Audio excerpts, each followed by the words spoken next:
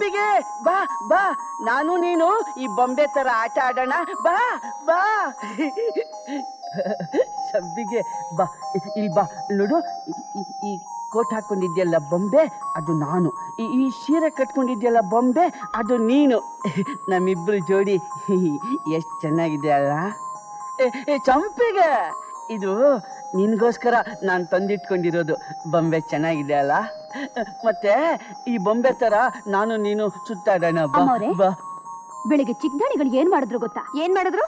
ಸ್ನಾನ ಮಾಡೋವಾಗ ಬಚ್ಚಲ್ ಮನೇಲಿ ನಾಗರಾವ್ ನುಗ್ಬಿಡ್ತು ಅಂತ ಅದನ್ನ ಹಿಡಿಯಕ್ಕೆ ಹೋಗ್ಬಿಟ್ಟಿದ್ರು.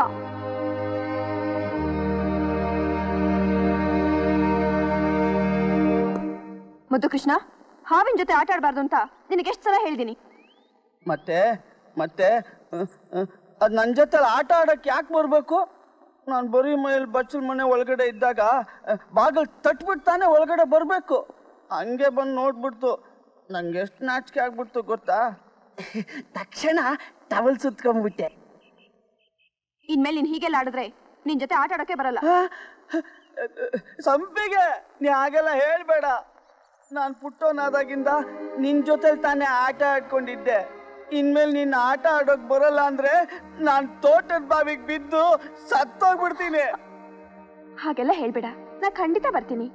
ರಾಮೇಗೌಡ್ರೆ, ಹಿಂದೆ ನೀವು ನಮ್ಮ ತೋಟದಲ್ಲಿ ಕೆಲಸ ಮಾಡ್ತಿದ್ರೇನು ಒಂದೇ ಒಂದು ಅಭಿಮಾನಕ್ಕೆ, ನೀವು ನಿಮ್ಮ ಮಗಳು ನಮ್ಮ ಮನೆಗೆ ಮಾಡ್ತಿರೋ ಉಪಕಾರಕ್ಕೆ ನಾವು ಯಾವ ರೀತಿ ನಿಮ್ಮ ಋಣ ತೀರಿಸ್ಬೇಕು ನನಗೆ ಅರ್ಥ ಆಗ್ತಿಲ್ಲ.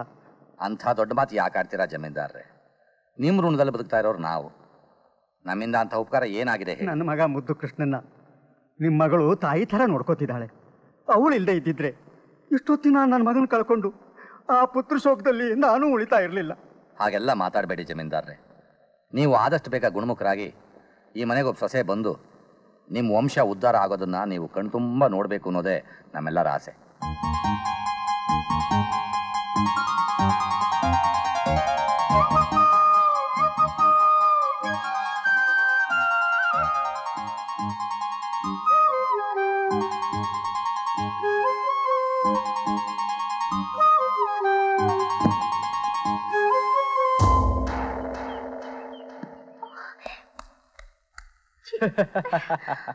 ಇಲ್ಲಿ ಬೀಳ್ಬೇಕಾದ್ದು ಅಲ್ಲಿ ಬಿತ್ತು, ಅಲ್ಲಿ ಬೀಳ್ಬೇಕಾದ್ದು ಇಲ್ಲಿ ಬಿತ್ತು.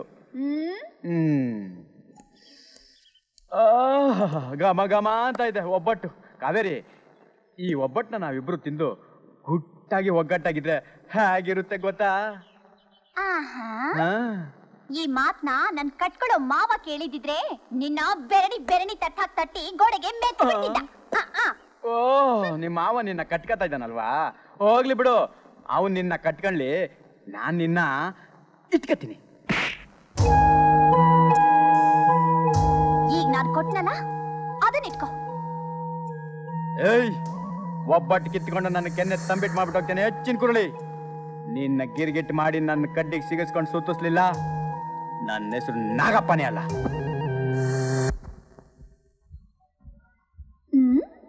ಇದೇನಿದು ಇಷ್ಟು ಬೇಗ ಬೀಗ ಹಾಕೊಂಡು ಎಲ್ಲಿ ಹೊರಟದ ನಮ್ಮ ಮಾವ? ಅಜ್ಜಿ, ಏನವ ನಮ್ಮ ಮಾವನ ಏನಾದ್ರು ನೋಡ್ದ್ಯಾ? ಊರ ಹಬ್ಬದ ದಿವಸ ಮನ್ಲೆ ಕುಂತ್ಕೊಂಡ್ರ ಆಯ್ತದ. ಇದಪ್ಪ ನಮ್ ರಾಜಣ್ಣನೇ ಊಟದ ವ್ಯವಸ್ಥೆನೆಲ್ಲ ವಹಿಸ್ಕೊಂಡವನಂತೆ. ಪೂಜಾ ಹೊತ್ತಿಗೆ ನಾವ್ ಕಣದಾಗಿರ್ಬೇಕಂತೆ. ನಡಿ, ಬ್ಯಾಗ್ ಹೋಗವ. ಕಾವೇರಿ, ಏನ ಒಳ್ಳೆ ಕಾವೇರಿ ನದಿ ಪ್ರವಾಹದಲ್ಲಿ ಕೊಚ್ಕೊಂಡೋಗಿ ನನ್ನ ಹೇಳ್ಕೊಂಬರ್ತಿದ್ಯಲ್ಲ? ಮಾವ, ನಾನು ಕಾವೇರಿ ನದಿ ಅಲ್ವಾ, ಅದಕ್ಕೆ ನನ್ನಲ್ಲಿ ನಿನ್ನ ಮುಳುಗಿಸ್ಕೊಳಕ್ಕೆ. ಕಾವೇರಿ, ಯಾಕ ಮಾವ? ನಾನು ಆಂಜನೇಯನ ಭಕ್ತ. ನೀನ್ ಈಗೆಲ್ಲ ಮುಟ್ಕೊಂಡ್ರೆ ನನ್ ಬ್ರಹ್ಮಚಾರಿ ವ್ರತ ಎಲ್ಲ ಕೆಟ್ಟೋಗುತ್ತೆ ಅಷ್ಟೇ. ವ್ರತ ಕೆಟ್ಟರು ಪರವಾಗಿಲ್ಲ, ಸುಖ ಇರ್ಬೇಕು ಅಂತ ಗಾದೆನೇ ಇಲ್ವಾ ಮಾವ? ಇವತ್ ಹಬ್ಬ ಅಲ್ವಾ, ನಿನ್ಗೋಸ್ಕರ ಬಿಸಿ ಬಿಸಿ ಒಬ್ಬಟ್ಟು ಮಾಡ್ಕೊಂಡ್ ಬಂದಿದ್ದೀನಿ. ನೀನ್ ಆಗ್ಲೇ ಇಲ್ಲಿಗೆ ಬಂದ್ಬಿಟ್ಟಿದ್ಯಲ್ಲ. ಮಾವ ಮಾವ ಮಾವ ತಿನ್ನು ಮಾವ ತಿನ್ನು. ದೂರ ಇರು, ದೂರ ಇರು. ನಾನೇನ್ ಮಗುನ ನಿನ್ ಕೈಲಿ ತಿನ್ಸ್ಕೊಳಕ್ಕೆ ನಾನೇ ತಿಂತೀನಿ. ಚೆನ್ನಾಗಿದೆ. ಏನ್ ಮಾವ ನೀನು? ಅಕ್ಕನ ಮಗಳು ಮೈ ಮೇಲೆ ಬಿದ್ದು ಬಂದ್ರು ಸ್ವಲ್ಪನೂ ರಸಿಕತೆನೇ ಇಲ್ವಲ್ಲ ಮಾವ? ನಿನ್ನ ಹನುಮಂತ ಹೆಸರಿಗೆ ಮಾತ್ರ ಬ್ರಹ್ಮಚಾರಿ. ಅವನಿಗೂ ಒಬ್ಬ ಮಗ ಇದ್ದಾನೆ, ಮತ್ಸ್ಯ ಹನುಮಾನ್ ಅಂತ, ಗೊತ್ತಾ? ಅದು ನನಗೂ ಗೊತ್ತಿದೆ. ಅದು ಅವನಿಗೆ ಗೊತ್ತಿಲ್ಲದೆ ಬೆವರ್ನಲ್ಲಿ ಹುಟ್ಟಿದ್ದು. ಈಗ ನಾನು ತಿಳಿದು ಮತ್ತೆ ಆತರ ಅನಾಹುತ ಮಾಡ್ಕೊಳಕ್ ತಯಾರಿಲ್ಲ. ನಿನಗೆ ಜಾಗ ಖಾಲಿ ಮಾಡು, ನಾನು ಅಲ್ಲಿ ಹೋಗಿ ಊಟದ ವ್ಯವಸ್ಥೆ ಮಾಡ್ಬೇಕು. ಯಾಕೆ ಮಾವ, ಹನುಮಂತನ್ಗೆ ಬೆವರ್ನಲ್ಲಿ ಮಗ ಹುಟ್ಟ, ನನಗೆ ನಿನ್ ಎಂಜಲಲ್ಲಾದ್ರೂ ಮಗ ಹುಟ್ಟಿ ನಿನ್ನ ಬ್ರಹ್ಮಚಾರಿ ವ್ರತ ಭಂಗ ಆಗೋಗ್ಲಿ. ಅಯ್ಯ ಕಾವೇರಿ, ಕಾವೇರಿ, ಅಯ್ಯೋ ಇದು ಕಲಿಯುಗ. ಏನಾದ್ರೂ ಹೆಚ್ಚು ಕಡಿಮೆ ಆದ್ರೆ ಏನಪ್ಪಾ? ಈ ಕಡೆ ಊಟದ ವ್ಯವಸ್ಥೆ. ಕಾವೇರಿ ಬೇಡ ಕಣೆ.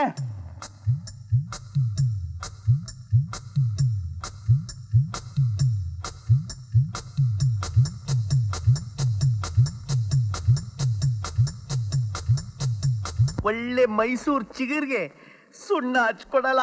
ಎಷ್ಟೇ ಎಳೆಯದಾದ್ರೂ ಏನು, ಮೊದಲು ನಾನ್ ತಾನೇ ಅರ್ದು ನಿಮಗ್ ಕೊಡೋದು. ನನ್ ಮಗನೇ, ನನ್ಗಿಂತ ಮುಂಚೆ ನೀನೇ ಪಂಗ್ಲಿಸ್ಬಿಡೋಣ ಅಂತ ನೋಡ್ತಾ ಇದೀಯಾ? ನಿನ್ನ ನನ್ನ ಅಸ್ಟೆಂಟ್ ಆಗಿ ಇಟ್ಕೊಂಡಲ್ಲೋ, ನನ್ನ ಹಳೆ ಎಕ್ಕಡ ತಗೊಂಡು ನಾನೇ ಹೊಡ್ಕೋಬೇಕು.